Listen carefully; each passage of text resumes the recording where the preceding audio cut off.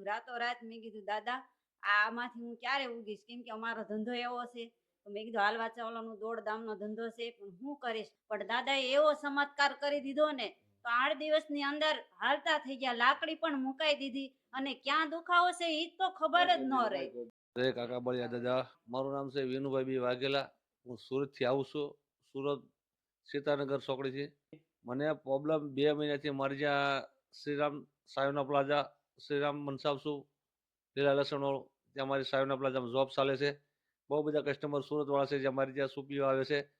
અને ત્યાં હું કામ કરતા કરતો પડી ગયો હતો.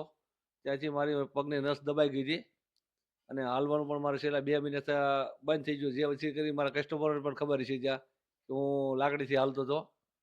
ઘણા બધા મને ઓળખે છે સુરત.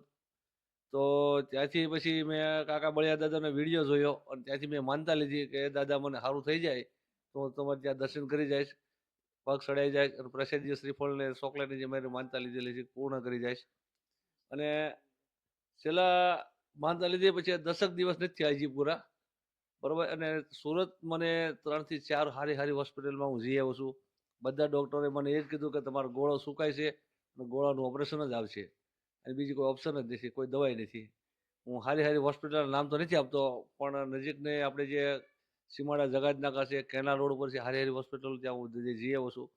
અને બધા ડૉક્ટર મેં MRI પણ 2 કરાવ્યા છે. MRIમાં પણ એ આવ્યું છે. ને બધા ડૉક્ટરો મને ઓપરેશન સિવાય ઓપ્શન જ નથી કોઈ આપી કે તમને જેથી સારું થઈ જાય. પછી હું હરેરી ગયો અને મેં કીધું હવે શું થાય, બહુ ટેન્શનમાં હતો. છેલ્લા કેટલા દિવસ તમારી દુકાન પણ બંધ છે, કસ્ટમરને ખબર છે ત્યાં સુપીઓ આવતા છે લોકોને. પછી ત્યાંથી મેં કાકા બળિયા દાદાની માનતા લીધી અને 10 જ દિવસની અંદર આજે હું મને એમ છે કયા પગે બીમારી છે એ મને ભૂલાઈ ગઈ છે.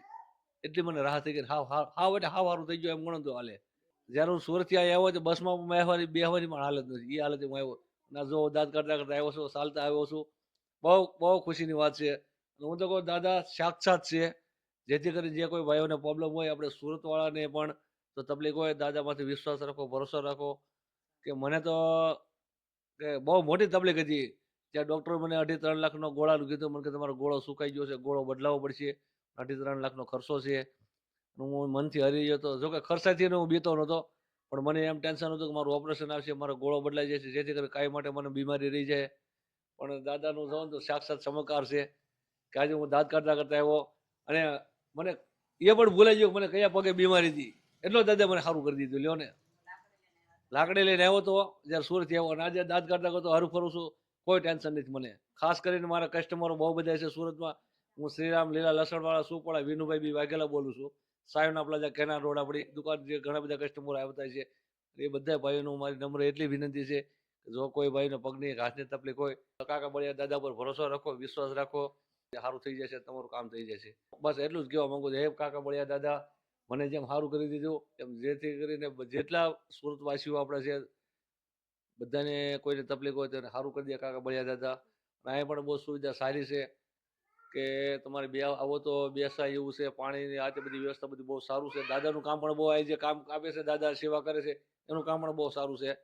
બીજી વરી આપણે સુરત મિત્ર મંડળો કે સુરતવાસીઓને બધાને હું પ્રાર્થના કરું છું કે તમને કાંઈ પણ તકલીફ હોય તો તમે દાદાનો વિડીયો જોવો છો ત્યાંથી તમે માનતા લઈ લો અને તમને સારું થઈ જાય એટલે દાદાને ત્યાં તમે તમારી હિસાબથી ટાઈમ મળે એટલે દાદાની માનતા પૂરી કરી જાઓ.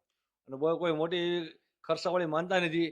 બસ ખાલી દાદાને હાથ દુખતો તો હાથ માનો, પગ દુખતો તો પગ માનો અને બાકી સાદા વિશ્વાસ રાખો દાદા પર. પણ વિશ્વાસ ફૂલ રાખજો. પહેલું જ વાત છે કે દાદા દાદા બધું મટાડે છે, હાથ બધું પગ મોટે એવું હાથ નહીં. પગ કોઈ પણ કોઈ તમારું પણ અટકેલું દુખાવો કામ હોય તો કામ હોય દાદાના જાય. હાસા મનથી બસ દિલથી હાથા દિલથી ઘરે બેઠા ઘર ફોનથી બેઠા માનતા રાખો. ઘર અને બેઠા મારા દાદા હા કનાડવાળા કાકા બળિયા દાદા કરનાળા કાકા દુઃખ બળિયા દાદા મટાડે છે. દુઃખ મટાડે છે. હરેકા સહારા કાકા બળિયા હમારા. જય કાકા બળિયા દાદા. બહુ એટલે બહુ હેરાન થયા. 5 ડોક્ટરનું એક જ રિઝલ્ટ હતું કે ઓપરેશન આવજો. હું તો હાવ હરેડી ગઈ હતી. મને તો એટલું રોવાઈ ગયું. રાતોરાત મેં કીધું દાદા આમાંથી હું ક્યારે ઉગીશ, કેમ કે અમારો ધંધો એવો છે.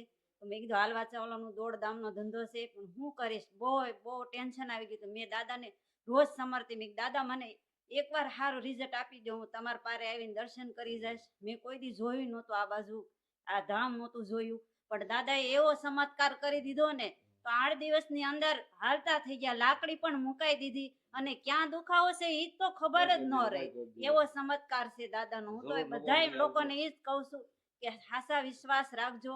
જે કાંઈ તમારી કોઈ વસ્તુની લેન દેન કોઈ વસ્તુ એવી છે નહીં અહીંયા. જેમ આપો એ દાદા સ્વીકારી લેશે અને તમારી માનતા પૂર્ણ થશે ને બધા લોકોને સારું થશે.